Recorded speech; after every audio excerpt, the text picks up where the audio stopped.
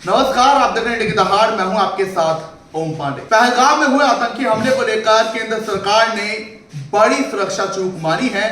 जो देश में सभी विपक्षी दलों के साथ एक सर्वदलीय बैठक केंद्र सरकार की ओर से बुलाई गई, जिसमें कि केंद्र सरकार ने माना कि एक सुरक्षा चूक, बड़ी सुरक्षा चूक जम्मू कश्मीर के पहलगाम में हुई, जिसकी वजह से 26 मौतें हुई है। वहीं इस बैठक के बाद आपको बता दें कि नेता प्रतिपक्ष राहुल गांधी ने यह बयान दिया कि हम केंद्र के साथ हैं उसके हर फैसले में, इस आतंकवाद के खिलाफ लड़ाई में। वहीं अब आपको एक जानकारी दे दें कि गृह मंत्री अमित शाह ने बड़ा फैसला लिया है। उन्होंने कहा है कि देश में जितने भी पाकिस्तानी नागरिक हैं उन सभी को हिंदुस्तान से छांट कर वापस उनके मुल्क पाकिस्तान भेजा जाए, जिसके लिए उन्होंने सभी राज्यों के मुख्यमंत्री के साथ बैठक की। उन्होंने ये कहा है, उनसे ये अपील की है कि आप अपने राज्य में सभी पाकिस्तानियों को चिन्हित करें और बाद में उन्हें उनके वतन भेजने का काम किया जाएगा। और इसी के चलते हरियाणा में भी कवायद शुरू हो गई है।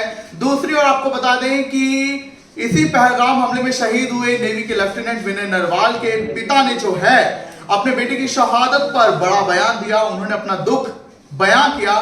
हालांकि उन्होंने इस दौरान केंद्र सरकार की तारीफ भी की। इस पर लोगों ने यह कहा कि उनकी भतीजी ने खुद ये कहा था कि 1.5 घंटे तक कोई भी वहां पर सेवा नहीं पहुंची थी, 1.5 घंटे तक वहां पर कोई भी नहीं पहुंचा था। लेकिन इसी पर जो है उनके पिता ने, विनय नरवाल के पिता ने कहा कि नहीं, एडमिनिस्ट्रेशन वहां पर बहुत अच्छा काम कर रही है और सब कुछ अच्छे से हो रहा है। इस पर लोग अपनी अपनी प्रतिक्रिया उनके बयान पर दे रहे हैं कि कैसे केंद्र की सुरक्षा चूक की वजह से उनके बेटे के अलावा 25 और लोगों की जान चली गई। लेकिन उन्होंने केंद्र सरकार की तारीफ इस पर जो की है, इस पर लोगों की अपनी अपनी राय आ रही है। सुनिए आप उनका ये बयान। मैं ये कह सकता हूँ कि समय का फेर है ये, और समय बलवान होता है। और जाहिर सी बात है कि 2 दिन पहले, अभी तो टेंट भी यहाँ से पूरी तरह से उखड़ा नहीं था, बट इतना दुखों का पहाड़ टूटा है। मुझ पर अकेले पे नहीं है, पूरा देश मेरे साथ है। और ठीक है, अनरिपेयरेबल, अनबियरेबल एंड अनटॉलरेबल है मेरे लिए और मेरी फैमिली के लिए, बट भगवान ही संभल देगा इसके लिए। सर, जैसा कि कल आपकी बेटी भी कह रही थी कि बचाई जा सकती थी जान देने की, एक डेढ़ घंटा उनको कोई मदद नहीं मिली। जान कोई किसी की नहीं बचा सकता, वो प्रभु के हाथ में है।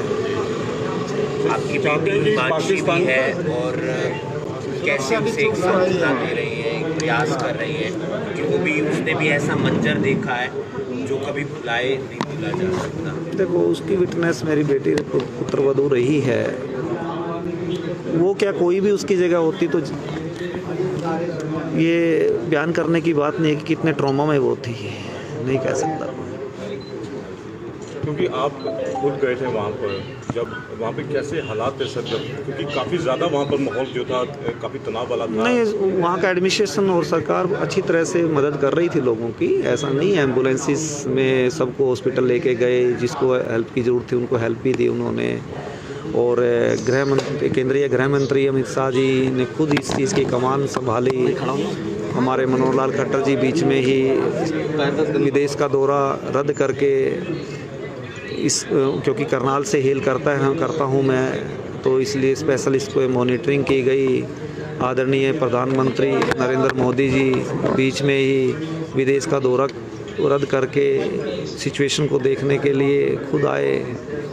विदेश मंत्री जयशंकर प्रसाद जी ने भी ठीक उसी तरह ये स्टेप लिया। कितनी इंपॉर्टेंट मीटिंग्स होती है, बड़ी मुश्किल से सेटिंग होती है, क्योंकि बीइंग गवर्नमेंट ऑफिसर मैं कह सकता हूँ कि दूसरे देश में जाना कोई आसान नहीं होता कि वहाँ पर हमने क्या करना। हमारे देश की पॉलिसीज़ होती हैं, ट्रीटीज़ होती हैं, डिफरेंट टाइप की होती हैं, उनको बीच में छोड़ना, क्योंकि इतना बड़ा हादसा हुआ है देश में, तो उसकी सब चीज़ें। नेवी के सफ़र के बारे में कुछ बता सकते हैं सर? मतलब he was a dashing officer, he was a मतलब outstanding and brilliant student throughout his studies, and you can go in the Saint Kabir Public School till today because he stood first and second. उसका photograph आपको आज भी वहाँ देखने को मिलेगा। तो आउटस्टैंडिंग रहा है अपने टीचर्स का।